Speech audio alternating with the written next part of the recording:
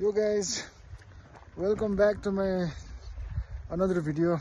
र अहिले फिलहाल चाहिँ म यहाँनिर छाङ्गु आएको थिएँ। छाङ्गुदेखिको पनि निकै अगाडि आएको छु। यो जग्गाको नाम के अरे?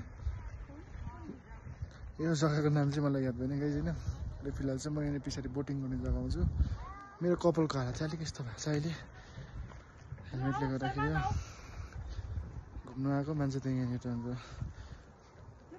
डरेर कालै भ्यू हेर्न सक्नुहुन्छ गाइज। हल्का ब्रिदिङ प्रब्लम पनि हुँदैछ, अक्सिजन लेभल कम्ती भएर। र यता हाम्रो दाजु अलिकति फिजिकली फिट हुनुहुँदैन आज।